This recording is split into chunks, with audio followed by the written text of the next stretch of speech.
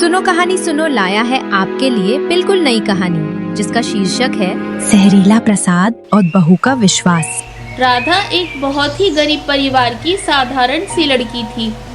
उसके माता पिता बचपन में ही गुजर गए थे। उसका पालन पोषण दादी ने किया था। उसकी दादी घर में लगी तुलसी माँ की बड़ी श्रद्धा से पूजा किया करती थी। वह भी दादी की तरह तुलसी पूजन नित्य प्रति किया करती थी। बड़ी होने पर दादी ने उसका विवाह एक अच्छे परिचित घर में कर दिया। परिवार संपन्न था, किसी चीज़ की भी कोई कमी नहीं थी, परंतु उसकी सास और पति बहुत ही लालची थे। दहेज के नाम पर उन्हें कुछ ना मिला तो उन्हें राधा दुश्मन लगने लगी। केवल एक तुलसी का पौधा लेकर राधा ससुराल आ गई थी। सारा दिन घर के कामकाज में लगी रहती थी राधा, परंतु उसकी सास उससे खुश नहीं थी। बात बात में उसे ताना मारा करती थी। एक दिन वह पूजा कर रही थी, उसकी सास चिल्लाई, अरे पूरा दिन पूजा में लगी रहती है, घर का काम कौन करेगा? जी माँ जी, अभी जा रही हूँ रसोई में। अरे ये गवार कहाँ से पकड़ लाए माँ, मेरी तो जिंदगी खराब कर दी आपने। वह चुपचाप सबकी बातें सुनती हुई रसोई में चली जाती है। किसी से कोई सवाल जवाब नहीं करती। उसे बस विश्वास था कि भगवान विष्णु और तुलसी मैया सब ठीक कर देंगे। एक दिन उसका पति रात में देर से घर लौटता है। शराब की बदबू उसके मुंह से दूर से ही आ रही थी। घर में घुसते ही वह बोला, खाना लाओ। अभी लगाती हूँ जी। राधा खाना देती है तो वह फेंक कर मारता है कि यह कैसा खाना है, हमेशा एक जैसा खाना बनाती हो, कुछ नया बनाना नहीं आता तुम्हें?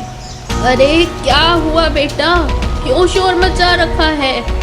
माँ, हर रोज वही दाल रोटी, कुछ नया बनाना नहीं आता इसे। हाँ बेटा, हमारी तो किस्मत ही फूट गई, पूजा पाठ के अलावा इसे कुछ नहीं आता।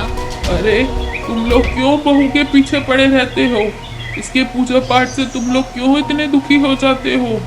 बाबूजी, सुबह सुबह घंटी बजाकर शोर मचाती रहती है, सोने भी नहीं देती। राधा ने अब घंटी बजाना तो बंद कर दिया, लेकिन तुलसी पूजन नहीं छोड़ा।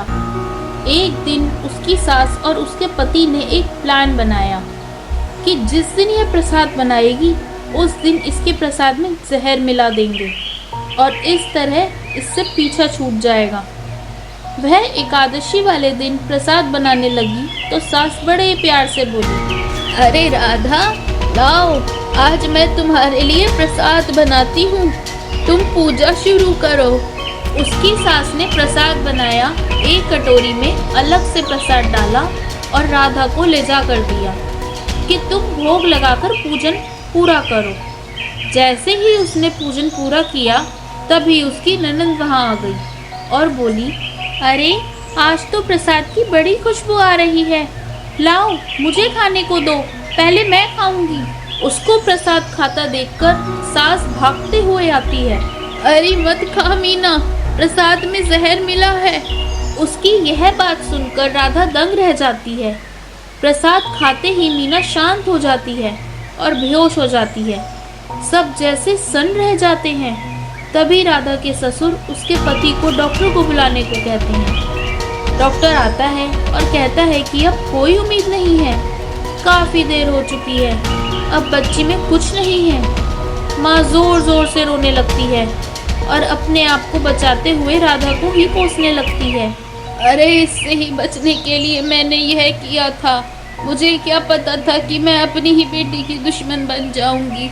राधा चुपचाप उठती है और सीधे आंगन में लगे तुलसी के पौधे के पास जाकर रोने लगती है और प्रार्थना करती है कि हे माँ मेरी सहायता करो, हे भगवान विष्णु मेरी लाज रखो। ऐसा कहते कहते वह रो रही थी। तभी उसने देखा कि उसके घर के बाहर एक साधु महात्मा खड़े हैं। उसने उन्हें नमस्कार किया और अंदर बुलाया। घर में रोना धोना सुनकर साधु ने पूछा, क्या बात है? राधा ने सारी बात बताई। साधु बाबा ने कहा, घर में तुलसी पत्र है क्या? राधा ने तुरंत तुलसी पत्र लाकर साधु बाबा को दे दिया। साधु बाबा तुलसी के पत्तों को पीसकर कुछ जड़ी बूटी भी साथ पीसकर रस निचोड़कर मीना को पिलाते हैं। थोड़ी ही देर में मीना आंखें खोलती है और उठ बैठती है। माँ उसे गले लगाती है और कहती है, राधा बेटी, मुझे माफ कर दे। आज तेरे ही कारण मीना वापस आ गई है। तुलसी माता की कृपा से ही ऐसा हो पाया है। मीना के ठीक होने की खुशी में सब मिलकर तुलसी माता का गुणगान करते हैं कि तुलसी माता की जय, तुलसी मैया की जय, और उन्हें प्रणाम करते हैं। और साधु बाबा राधा और उसके परिवार को आशीर्वाद देकर चले जाते हैं।